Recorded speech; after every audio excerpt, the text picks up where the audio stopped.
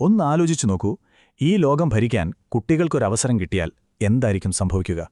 യുദ്ധങ്ങളോ വെറുപ്പോ ഒന്നുമില്ലാതെ കളിയിലൂടെ മാത്രം കാര്യങ്ങൾ തീരുമാനിക്കുന്ന ഒരു ലോകം. അദ്നാൻ കഫീൽ ദർവേഷ് എഴുതിയ ഒരു കവിതയുണ്ട്. അത് നമ്മളെ കൊണ്ടുപോകുന്നത് അങ്ങനെ ഒരു ലോകത്തിലേക്കാണ്. സ്നേഹവും പ്രത്യാശയും മാത്രം നിറഞ്ഞ ലോകത്തിലെ എല്ലാ കുട്ടികളും ഒരുമിച്ച് കളിക്കുന്നൊരു ഭാവിയെക്കുറിച്ചാണ് ഈ വിശകലനം. നോക്കൂ, ഈ ഒരൊറ്റ വരിയിലാണ് ഈ കവിതയുടെ എല്ലാം ജീവനിരിക്കുന്നത്.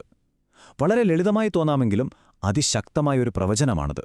ലോകം മുഴുവനുമുള്ള കുട്ടികൾ ഒരു ദിവസം ഒന്നിച്ചുകൂടും.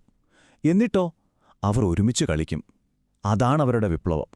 അപ്പോ ഇതൊരു സാധാരണ കളിയെക്കുറിച്ചാണെന്ന് വിചാരിക്കരുത്. അല്ല, ഇത് ശരിക്കും നമ്മൾ, അതായത് മുതിർന്നവർ കെട്ടിപ്പൊക്കിയ ഈ ലോകത്തെ തന്നെ സ്നേഹം കൊണ്ട് പുനർനിർമ്മിക്കാൻ കുട്ടികൾ ഒന്നിക്കുന്നൊരു ഭാവിയെക്കുറിച്ചുള്ളൊരു സ്വപ്നമാണ്.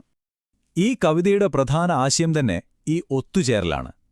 അവിടെ പിന്നെ രാജ്യത്തിന്റെ അതിരുകളൊന്നും കാണില്ല, മതത്തിന്റെ മതിലുകളുമില്ല, പണത്തിന്റെ വേർതിരിവുകളുമില്ല.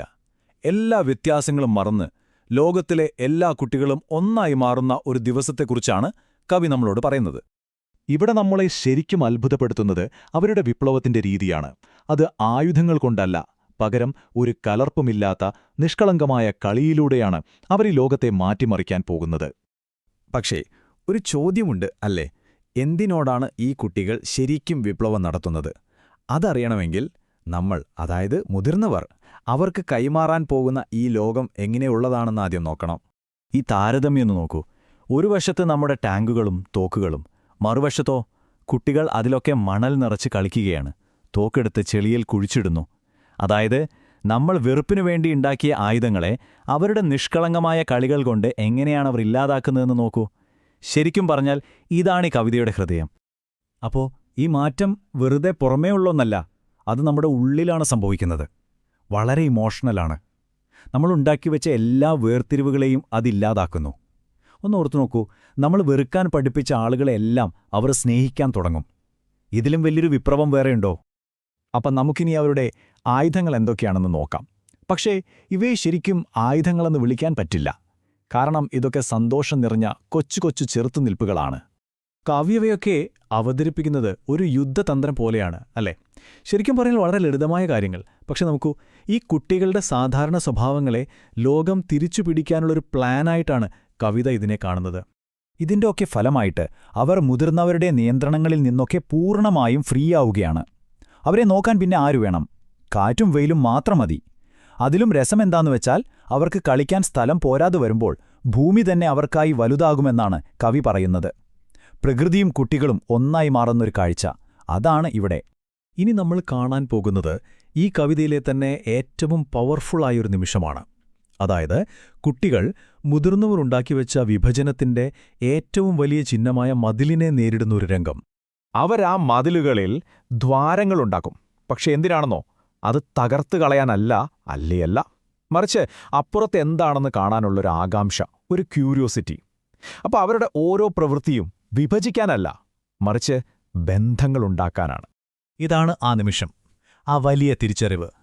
മതിലുകളുണ്ടാക്കി നമ്മൾ സൃഷ്ടിക്കുന്ന നമ്മളും അവരും എന്നൊക്കെയുള്ള വേർതിരിവില്ലേ, അതൊരു നുണയാണെന്ന് അവർക്ക് ആ നിമിഷം മനസ്സിലാകുന്നു.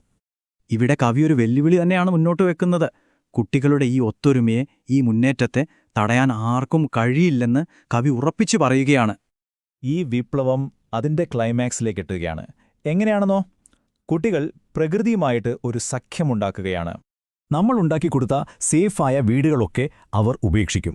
പകരം അവർ മരങ്ങളെയും പ്രകൃതിയെയും അവരുടെ വീടാക്കി മാറ്റും. ഇത് ശരിക്കും എന്തിൻ്റെ പ്രതീകമാണ്? നമ്മളുണ്ടാക്കിയ കൃത്രിമമായ എല്ലാത്തിൽ നിന്നും മാറി പ്രകൃതിയിലേക്ക് തിരിച്ചുപോകുന്നതിൻ്റെ. എന്നിട്ട് അവർ വരും, പക്ഷേ തനിച്ചല്ല. അവരുടെ കൂടെ ഒരു വലിയ സൈന്യം തന്നെയുണ്ടാകും. പുഴകൾ, മലകൾ, ഉറുമ്പുകൾ, ചെടികൾ, പ്രകൃതിയിലെ സകലതും അവരുടെ കൂടെയുണ്ടാകും. ഒന്ന് ആലോചിച്ചു നോക്കൂ, എത്ര പവർഫുള്ളായൊരു കാഴ്ചയായിരിക്കും അത്. കവിതയിൽ ഉപയോഗിക്കുന്ന ഒരു വാക്കാണ് ദാവാ ബോലെങ്ങെ. അതിനർത്ഥം ആക്രമണമെന്നാണ്. അപ്പോൾ അവർ ഒരു ആക്രമണം നടത്തും. പക്ഷേ ഈ ആക്രമണത്തിന്റെ ലക്ഷ്യമെന്താണ്? നശിപ്പിക്കലല്ല, ഒരിക്കലുമല്ല, മറിച്ച് എല്ലാത്തിനെയും മാറ്റിമറിക്കുക, രൂപാന്തരപ്പെടുത്തുക. അതാണ് ലക്ഷ്യം. അപ്പോൾ ഈ കുട്ടികളുടെ വിപ്ലവം കൊണ്ട് അവസാനം എന്ത് സംഭവിക്കും? എന്തായിരിക്കും അതിൻ്റെ ഫലം? ഇതാണ് അവരുടെ അവസാനത്തെ മൂവ്. ഏറ്റവും മനോഹരമായൊരു പ്രവൃത്തി.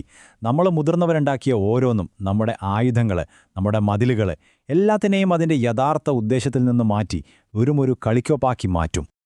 അപ്പോ ഒന്നുകൂടി ഉറപ്പിച്ചു പറയാം, അവരുടെ വിപ്ലവം ഒന്നിനെയും നശിപ്പിക്കാനല്ല, മറിച്ച് എല്ലാത്തിനെയും കൂടുതൽ ഭംഗിയുള്ളതാക്കാനാണ്. അതായത് നമ്മളുണ്ടാക്കിവെച്ച ഈ ലോകത്തെ അവർ സ്നേഹം കൊണ്ട് നന്നാക്കിയെടുക്കുകയാണ്. അവസാനം ഈ കവിത നമ്മളോടൊരു ചോദ്യം ചോദിക്കുന്നുണ്ട്. അവർക്ക്, അതായത് ഈ കുട്ടികൾക്ക് നന്നാക്കിയെടുക്കാൻ വേണ്ടി നമ്മളിപ്പോൾ എന്താണ് ഈ ലോകത്തുണ്ടാക്കിക്കൊണ്ടിരിക്കുന്നത്? പ്രത്യാശ നിറഞ്ഞ ഈ കവിത ശരിക്കും നമ്മൾ ഓരോരുത്തർക്കുമുള്ള ഒരു വെല്ലുവിളി കൂടിയായി മാറുകയാണ്, അല്ലേ?